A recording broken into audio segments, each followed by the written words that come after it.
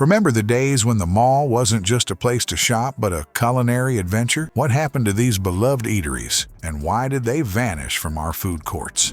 Arthur Treachers Fish and Chips wasn't your typical mall eatery. It stood out from the crowd with its British-inspired menu, offering a taste of the UK right in the heart of American shopping centers. The star of the show? Their crispy golden fish and chips, a far cry from the burgers and fries dominating the fast food scene. But Arthur Treacher wasn't just a catchy name, he was a real English actor, famous for his roles in Shirley Temple movies. As the brand's spokesperson, he lent a touch of British authenticity that helped the chain expand rapidly during the 1970s. At its peak, Arthur Treacher's boasted a whopping 826 locations across the country. Can you imagine finding a piece of Britain in almost every mall? It seemed like this fish and chips empire was unstoppable. So, what went wrong? As the 1970s drew to a close, Arthur Treacher's found itself in hot water. The rise of fast food giants started to take a bite out of their business. Suddenly, their sit-down style meals couldn't keep up with the speed and convenience of drive-through burgers and fries.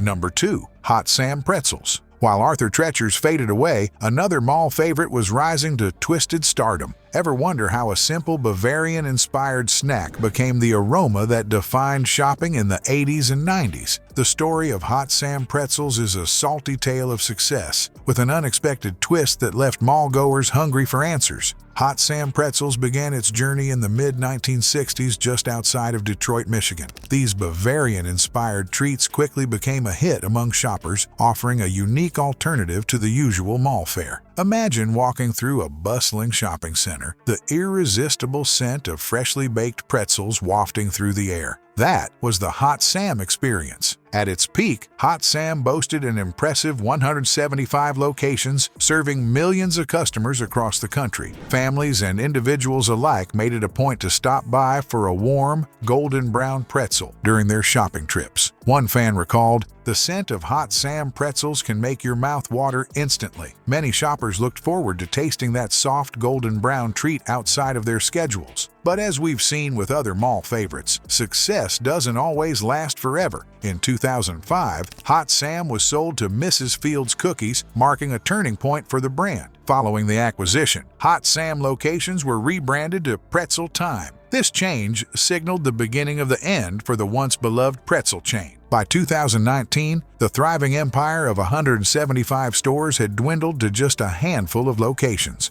Hot Sam's decline reflects a broader trend in the mall food industry, where consolidation and changing consumer preferences have reshaped the landscape. Before we move on, I'd like to ask you a small favor. If you appreciate this content, please take a second to like this video and subscribe to the channel. Over 98% of you watch the videos without subscribing.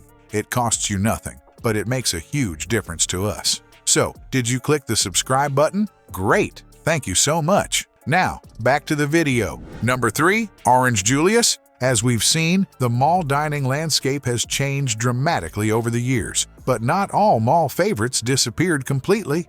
Ever wonder why you can't find a standalone Orange Julius anymore? But that signature frothy drink still tastes familiar? The story behind this mall icon's transformation might just make you look at your next Dairy Queen visit in a whole new light. Orange Julius started its journey back in 1926 with a unique frothy orange drink that quickly captured America's taste buds. The secret? A new formula introduced in 1929 that made the drink creamy and frothier, leading to a surge in popularity. Sales skyrocketed to over $100 per day, a pretty penny in those days. By the 1960s, Orange Julius had become a mall staple with over 400 locations across the country. Imagine strolling through a bustling mall, shopping bags in hand, and stopping for a refreshing Orange Julius. It was more than just a drink. It was part of the mall experience. The brand reached its zenith when it was named the official drink of the 1964 New York World's Fair. Talk about making it big!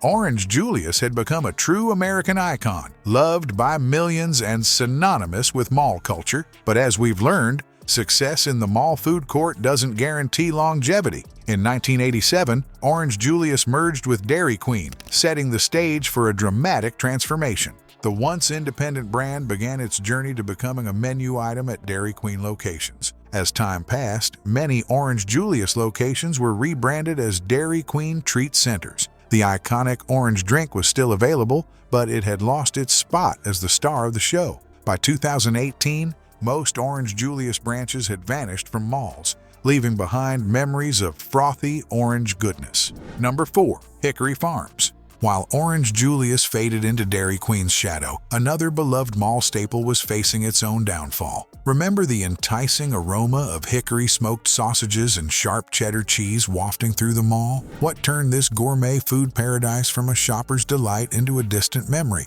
Hickory Farms started as a unique gourmet food experience in malls back in the late 1940s. Picture this. You're walking through a bustling shopping center, and suddenly you're greeted by an array of specialty foods that make your mouth water. Cheeses, sausages, and specialty meats line the shelves, while beautifully arranged gift baskets caught your eye. It wasn't just a store, it was a food lover's haven.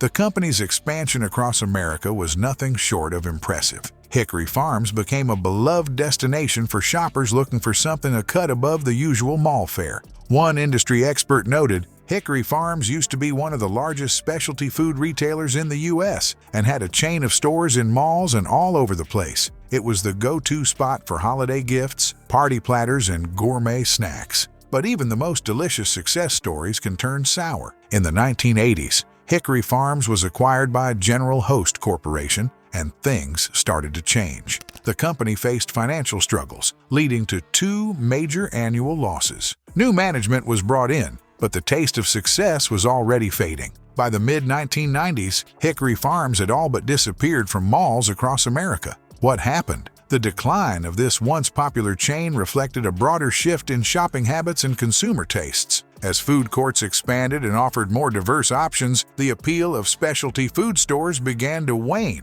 Number 5. The Original Cookie Company. As mall tastes shifted, not even the sweetest treats were safe. Picture this. You're strolling through the mall, the air thick with the scent of fresh-baked cookies. It's the Original Cookie Company, a mall icon of the 80s and 90s. But why did this cookie empire crumble, leaving behind nothing but the ghost of its sugary aroma? The Original Cookie Company was once the crown jewel of mall snacking. Walking by their storefront was a sensory experience that's hard to forget. The sweet smell of warm cookies wafted through the air, drawing shoppers like a sugary siren call. Colorful displays showcased an array of tempting treats, from classic chocolate chip to more adventurous flavors. For many mall-goers, stopping by the Original Cookie Company wasn't just about satisfying a sweet tooth. It was a ritual, a moment of indulgence in the midst of a busy shopping day. The company's success seemed as solid as their cookies were soft. They expanded rapidly, becoming a fixture in malls across America. But even the sweetest success stories can turn sour. As the 90s wore on, the Original Cookie Company faced increasing competition. Other cookie chains like Great American Cookies and Mrs. Fields began to dominate the market, offering similar experiences and products. Suddenly, being the original wasn't enough to keep customers coming back. The intensifying competition took its toll. The Original Cookie Company struggled to maintain its customer base, leading to financial challenges. Despite its initial popularity, the company was eventually acquired by another business and underwent rebranding. This move, meant to save the company, instead contributed to its disappearance from malls. Number 6. Kenny Rogers Roasters. While some mall staples crumbled like cookies, others flew the coop entirely. Remember Kenny Rogers Roasters? This chicken chain had all the ingredients for success: a famous face, finger-licking good food, and fans flocking to every location. So, why did this bird stop singing? Kenny Rogers Roasters wasn't just another fast food joint. It was a celebrity-endorsed chicken chain that brought a touch of country charm to the mall food scene. With the backing of country music legend Kenny Rogers himself, this restaurant quickly became a hotspot for shoppers looking for a hearty meal. What set Kenny Rogers Roasters apart? It wasn't just the star power. Their wood-fired rotisserie chicken was a far cry from the typical fried fare you'd find in most food courts. Add in those delicious corn muffins, and you had a recipe for success that expanded to at least 350 locations across the country. But even with Kenny Rogers' star power and mouth-watering chicken, the restaurant couldn't escape the cutthroat world of fast food. As the 1990s rolled on, Kenny Rogers Roasters found itself in a high-stakes showdown with big names like KFC and Boston Market. These established chains had deeper pockets and wider reach, making it tough for the newcomer to carve out its niche.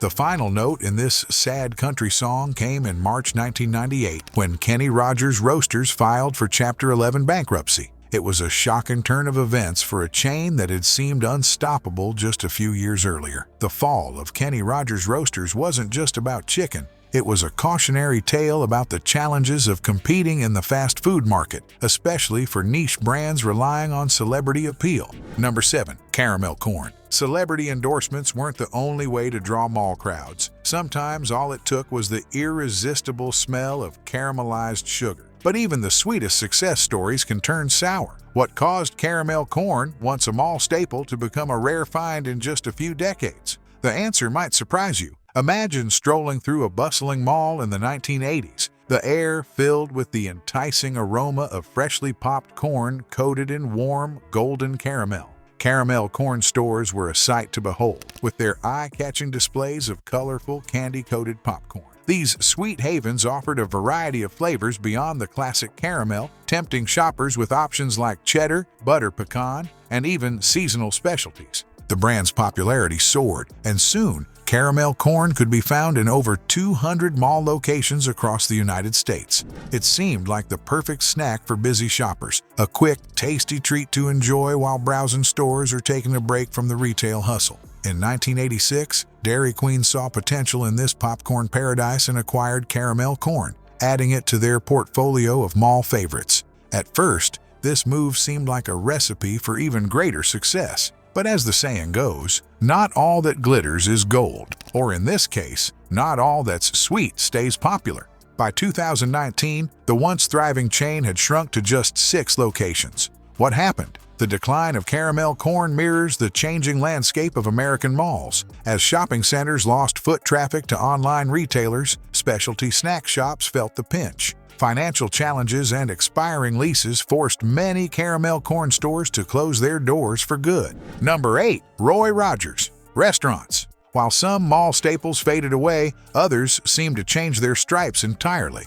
Ever wonder why your favorite roast beef sandwich spot suddenly turned into a different burger joint? The story of Roy Rogers Restaurants is a wild ride through the changing landscape of American fast food. Roy Rogers wasn't your typical fast food joint. Named after the famous cowboy actor, this chain brought a touch of the Wild West to mall food courts. What set them apart? Their diverse menu. While other places stuck to burgers and fries, Roy Rogers served up a variety of options, including their famous roast beef and chicken sandwiches. Back in the day, Roy Rogers was a big deal. At its peak, the chain boasted over 600 locations across the United States. Imagine walking through a mall in the 1980s, the aroma of seasoned roast beef drawing you in. Roy Rogers restaurants were more than just a place to grab a quick bite. They were a mall staple, as familiar as the department stores and clothing boutiques, but even the mightiest cowboys can fall from their horses. In 1990, Roy Rogers' parent company sold the chain to Hardee's. This marked the beginning of the end for many Roy Rogers locations.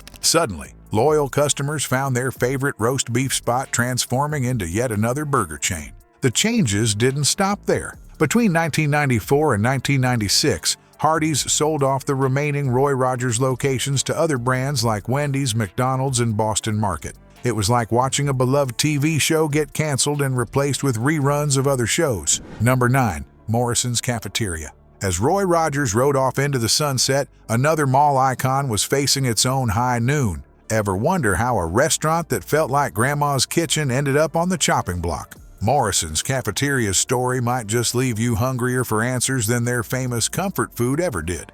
Morrisons Cafeteria was more than just a place to eat. It was a Southern institution. Founded in 1920 by J.A. Morrison, this chain became synonymous with exceptional Southern cooking. At its peak, Morrisons had 151 locations across 13 states, bringing a taste of home-cooked goodness to shopping malls everywhere. Picture this: you're strolling through the mall, tray in hand, sliding it along those iconic metal rails.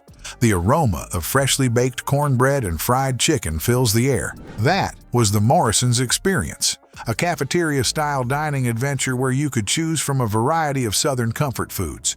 It was like having your grandma cook for you, right in the middle of your shopping spree. But even the most comforting of comfort foods couldn't shield Morrisons from the winds of change. As fast food chains began to dominate the dining landscape, Morrisons found it harder to keep up. The quick, grab-and-go nature of burger joints started to overshadow the leisurely, sit-down style of cafeteria dining. Sadly, Morrisons troubles weren't just about changing tasties. During the civil rights movement, the chain faced allegations of racial discrimination, particularly in Nashville, Tennessee. These accusations cast a shadow over the brand, contributing to its decline and tarnishing its image of Southern hospitality. Number 10. Gloria Jeans Coffees. While Morrisons grappled with changing times, another mall icon was facing a different kind of heat. Turned this once steaming hot coffee chain into lukewarm memory. The tale of Gloria Jeans Coffees is a bittersweet brew of success, struggle, and surprising twists. Gloria Jeans Coffees started as a small coffee and gift shop in 1979, founded by Gloria Jean Cavetco. This Australian-based company soon expanded to Chicago, Illinois, becoming a pioneer in the specialty coffee scene. Remember walking through the mall and being drawn in by the aroma of flavored coffees? That was likely Gloria Jean's doing. What set Gloria Jeans apart was its unique coffee shop experience. It offered a serene environment where shoppers could take a break and enjoy a variety of flavored coffees. This concept was a hit, and Gloria Jeans quickly became a well-known brand in malls across the United States. The company saw significant growth and success in the specialty coffee market during the 1990s and 2000s. At its peak, Gloria Jeans was giving big names like Starbucks a run for their money. It seemed like this coffee empire was unstoppable.